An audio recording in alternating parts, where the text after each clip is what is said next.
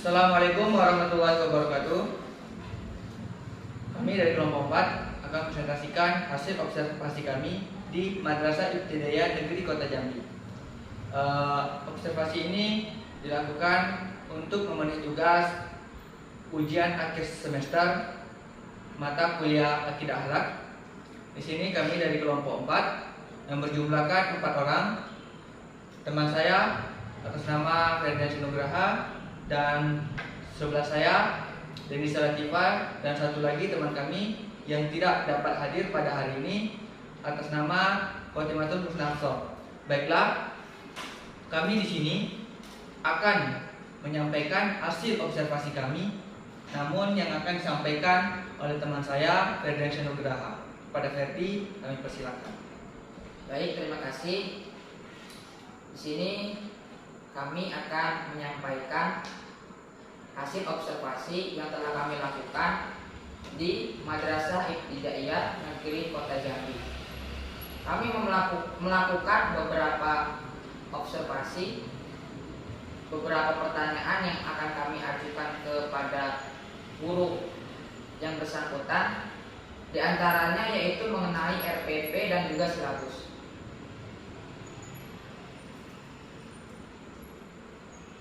Di MI Negeri Kota Jambi, RPP dan silabus dilakukan pemutahiran selama 2 kali dalam 1 tahun.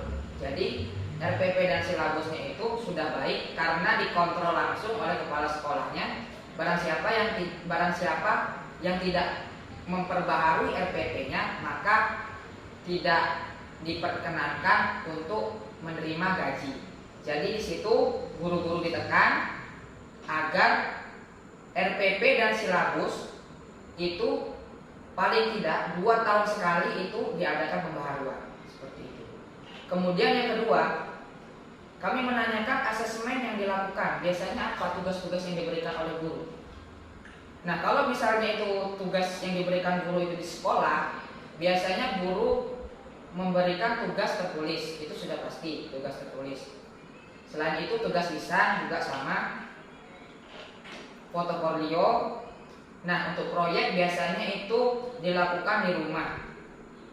Proyek kerja kelompok bersama itu biasanya dilakukan di rumah. Jadi itu sebagai tugas kelompok yang dilakukan oleh anak kelas 4 UIN Madrasah Ibtidaiyah Negeri Kota Jambi. Bentuk asesmennya berupa tulisan, tes lisan, portofolio,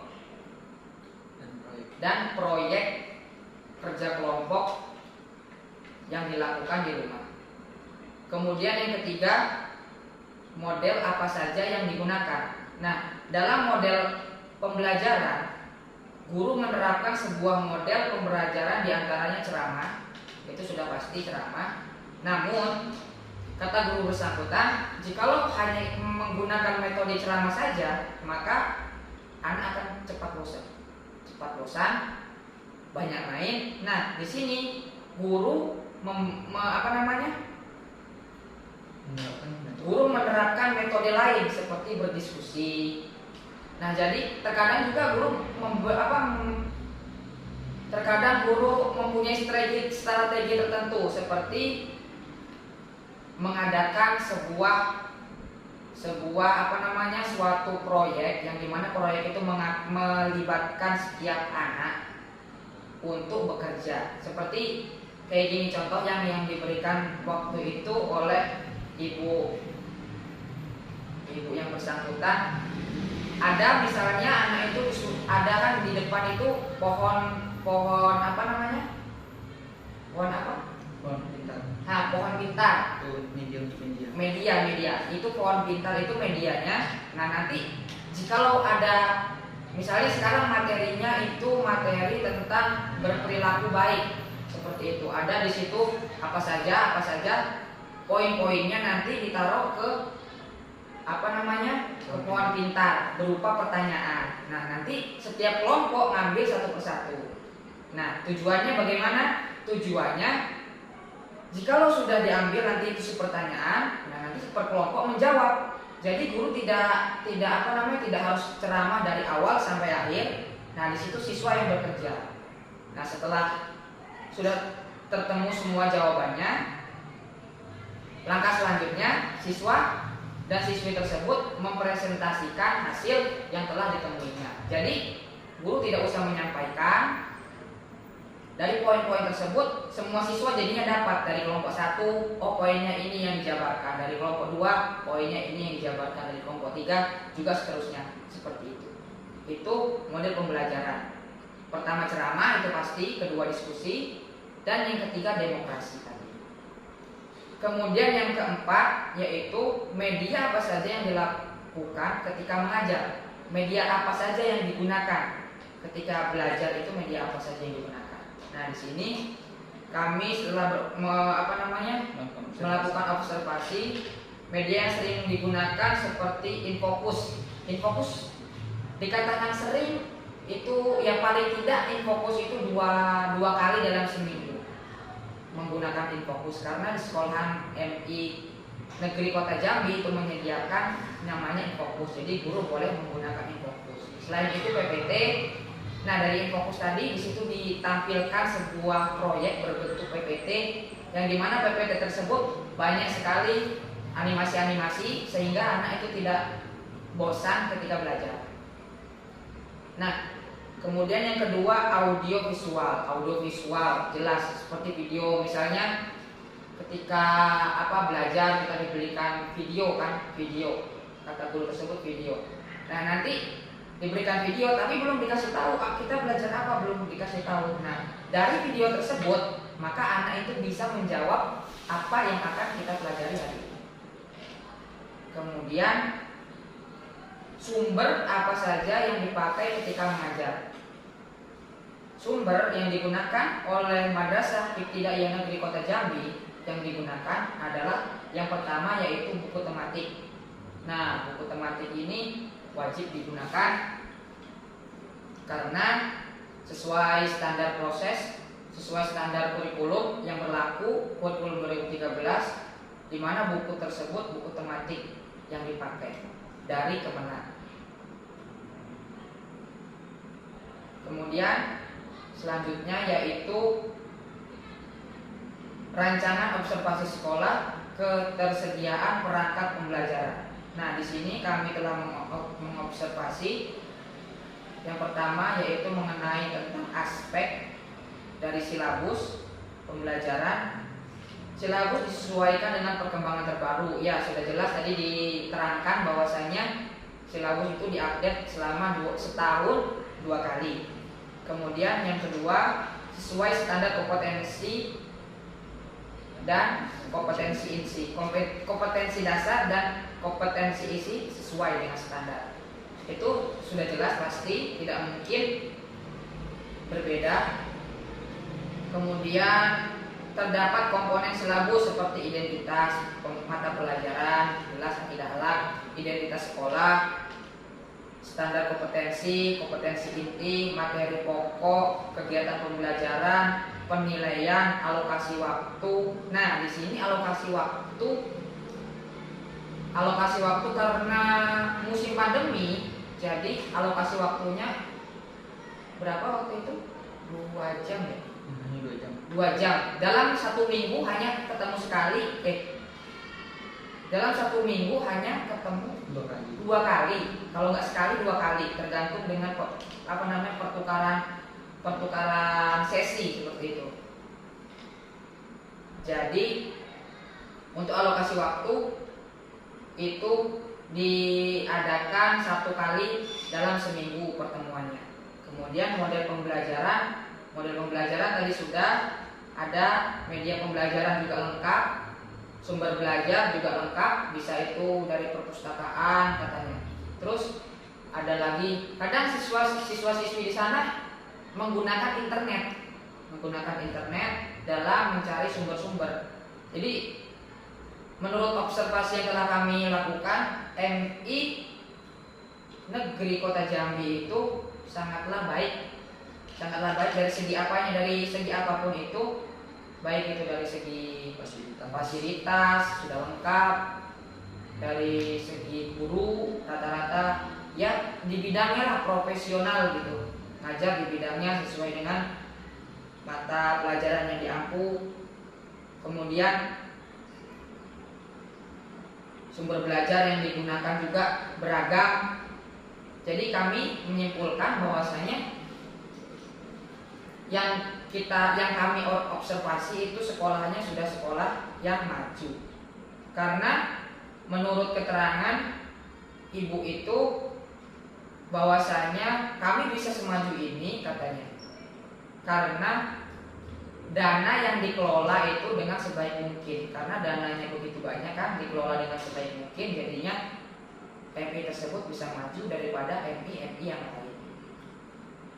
Kemudian indikator silabus sesuai dengan kompetensi dasar. Jelas indikator sesuai dengan kompetensi dasar. Jadi di sini kami memberikan poin 4, yaitu sangat baik. Dari kegiatan pembelajaran sesuai dengan indikator sudah jelas, penilaian sesuai dengan indikator ya jelas, kecukupan alokasi waktu pasti, kemudian sumber belajar sesuai dengan indikator ya. Kami kasih nilai semuanya yaitu sangat baik. Kemudian analisis RPP. Nah, di sini kita analisis RPP dari bahasa, tujuan, materi pembelajaran, kegiatan pembelajaran. Kami memberikan nilai 4 semua karena kami rasa sudah bagus, sangat bagus bahkan.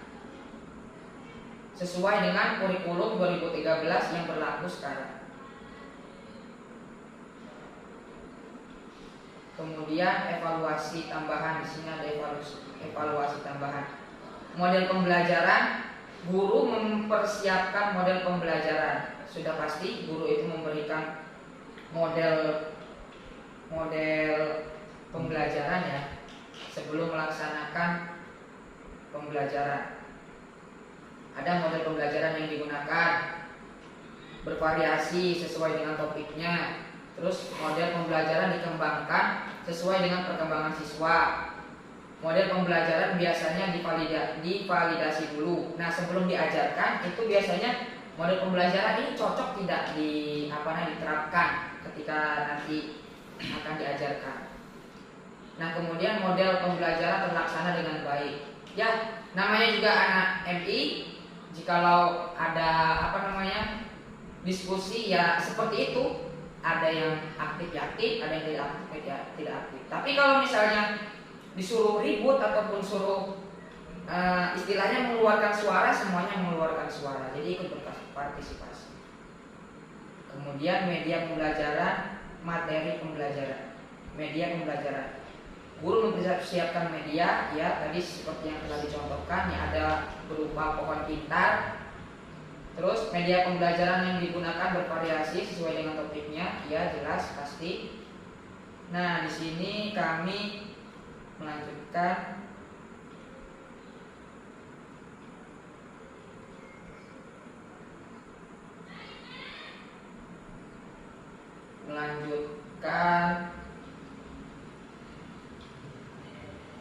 ke sumber belajar. Nah, sumber belajar tadi sudah dijelaskan juga di awal bahwasanya MI Negeri Kota Jambi menggunakan sumber yang pertama buku. Buku itu ada buku guru ya pegangan guru, buku siswa. Terus, nah buku siswa ini kalau di sana dipinjamkan. Jadi yang nggak bisa beli, jadi dipinjamkan. Nanti kalau sudah setahun, sudah naik kelas, nanti dikembalikan untuk buku-bukunya. Untuk buku siswa, internet pasti internet katanya paling tidak seminggu sekali menggunakan internet. Jadi anak di sana pintar-pintar menggunakan internet karena sekarang zamannya juga sudah maju. Jadi anak-anak lebih mudah menggunakan jejaring sosial seperti itu. Kemudian perpustakaan juga ada lengkap, fasilitasnya sudah memadai. Guru mempersiapkan sumber belajar utama ya.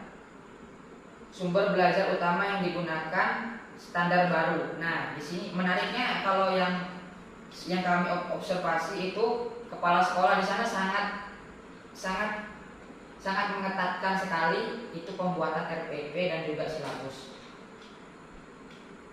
Dimana jikalau tidak membuat RPP ataupun silabus, maka dana tidak akan cair kepada bapak ibu yang mengajar tersebut. Maka harus dibuat pembaharuan selama 2 kali dalam 1 tahun. Kemudian penilaian. Nah, di sini aspek terakhir yaitu penilaian. Guru mengembangkan penilaian sesuai aspek yang dinilai. Guru mengembangkan penilaian sesuai aspek yang dinilai. Itu sudah pasti. Guru mengembangkan penilaian tes secara mandiri. Jadi secara mandiri iya, secara kelompok juga iya.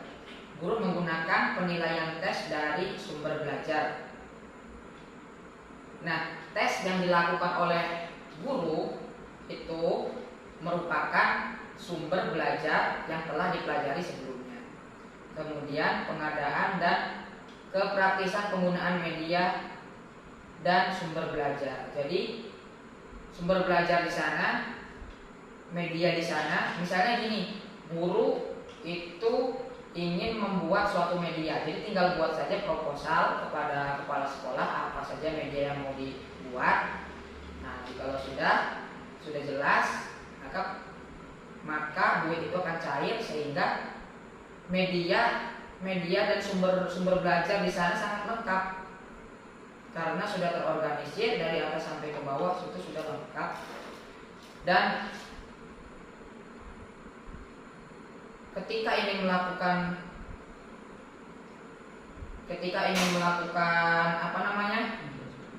pembelajaran, guru itu harus menggunakan media agar anak tidak bosan. Nah, kemudian yang selanjutnya yaitu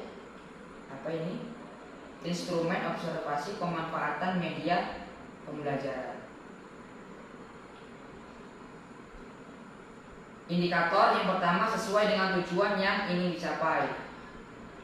Di sini semua indikator tepat, praktis, luas, bertahan.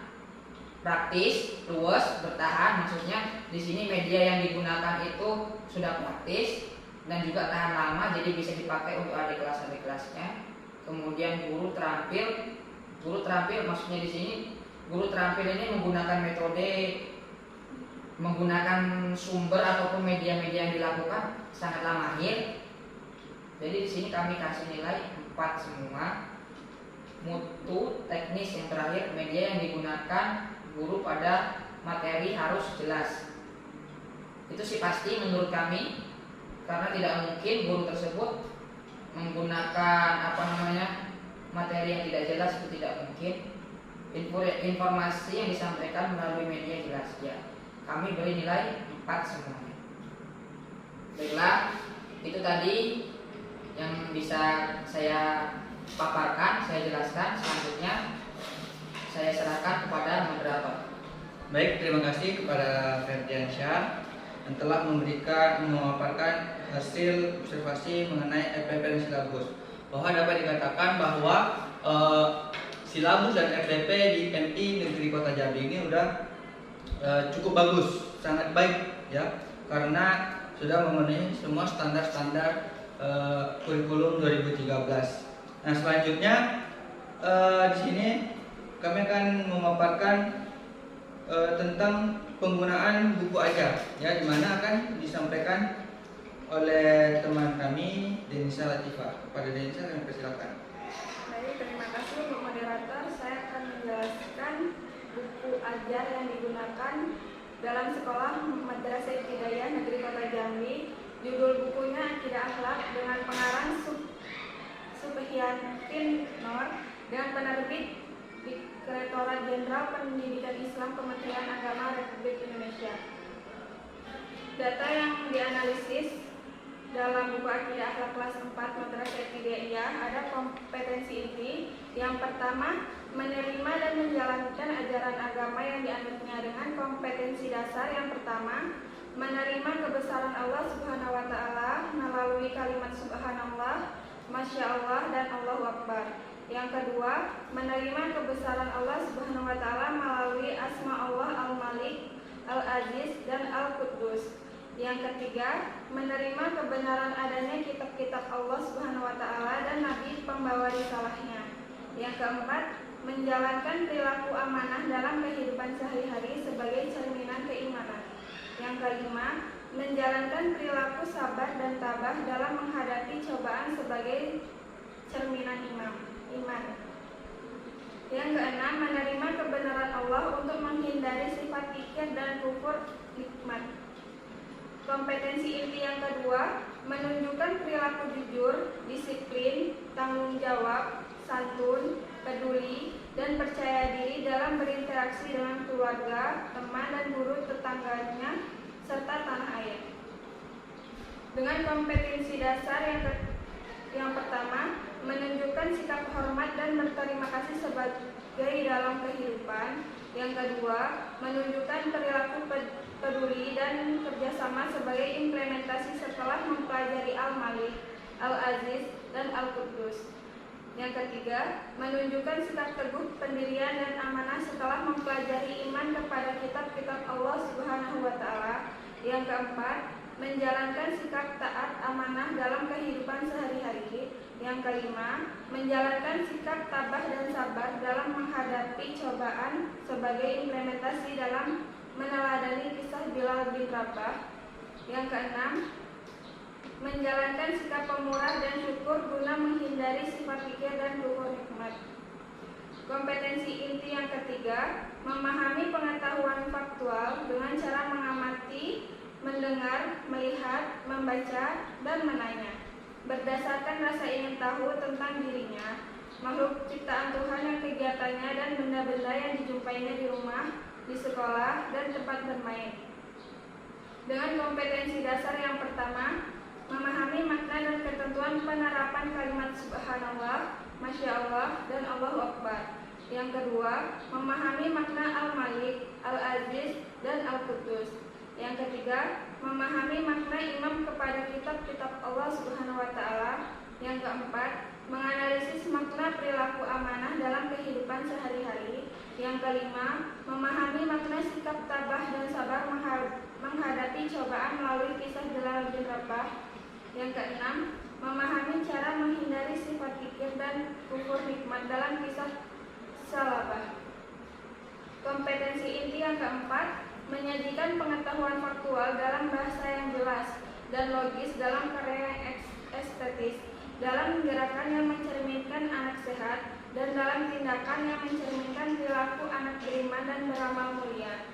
Kompetensi dasar yang pertama, mempraktikkan contoh penerapan kalimat Subhanallah, Masya Allah, dan Allahu Akbar dalam kehidupan sehari-hari. Yang kedua, menyajikan arti dan bukti sederhana asma Allah Al-Malik, Al-Aziz, dan Al-Quddus. Yang ketiga, mengomunikasikan nama-nama kitab Allah Subhanahu wa Ta'ala beserta nabi yang membawa risalahnya. Yang keempat, mengomunikasikan contoh perilaku amanah dalam kehidupan sehari-hari. Yang kelima, mengomunikasikan manfaat sikap tabah dan sabar menghadapi cobaan melalui kisah Bilal bin Rabah. Yang keenam, mengomunikasikan cara menghindari kikir dan kufur. Dan adapun analisis bab-bab apa saja dalam buku Akidah Akhlak kelas 4. Di sini ada bab 11 bab, yaitu yang pertama, indahnya kalimat thayyibah. Yang kedua, mengenal Allah melalui Asmaul Husna. Yang ketiga, beriman kepada kitab-kitab Allah. Yang keempat, indahnya berperilaku amanah. Yang kelima, indahnya berperilaku terpuji. Yang keenam, menghindari akhlak tercela melalui kisah Salabah. Yang ketujuh, indahnya kalimat thayyibah Assalamualaikum. Yang kedelapan, mengenal Allah melalui Asmaul Husna. Yang kesembilan, beriman kepada Nabi dan Rasul Allah. Yang ke-10, menghindari akhlak tercela nifaq. Yang ke-11, indahnya berperilaku terpuji. Selanjutnya, variasi warna buku itu simpel dan menarik. Selanjutnya, konsistensi tulisan, warnanya, besar fontnya. Warna dan ukuran tulisan di buku konsistensi itu besar fontnya itu 12 dan warnanya hitam. Kesesuaian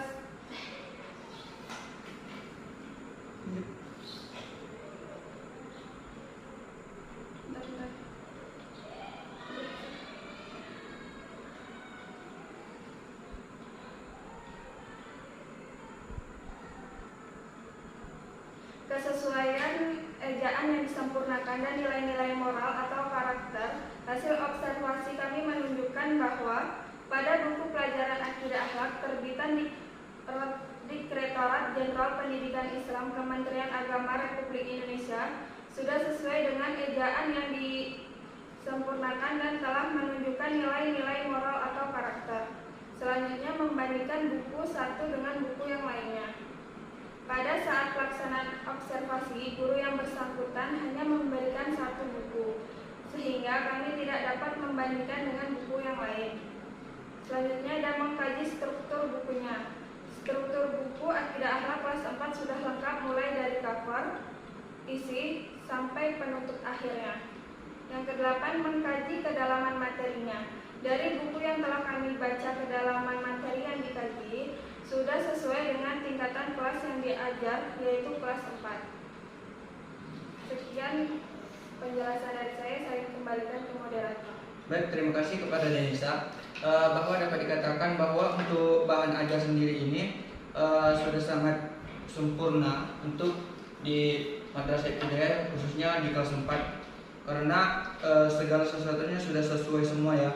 Selanjutnya, dan untuk buku sendiri ini sudah kami lampirkan di laporan kami di bagian akhir. Namun untuk RPP dan silabus tidak kami lampirkan dikarenakan tidak mendapatkan izin dari guru yang bersangkutan untuk dipublikasikan. Jadi sehingga untuk silabus dan RPP ini kami diizinkan hanya kami saja yang mengetahui, sehingga dan tidak diizinkan untuk menyebarkan ya. Jadi untuk RPP dan silabus tidak kami lampirkan, hanya yang kami lampirkan buku bahan ajar. Mungkin untuk presentasi penyampaian hasil laporan observasi kami cukup sekian. Mohon maaf dalam penyampaian hasil observasi kami terdapat kata-kata yang salah karena kami masih dalam pembelajaran. Saya akhiri, wabillahi taufiq wal hidayah. Assalamualaikum warahmatullahi wabarakatuh.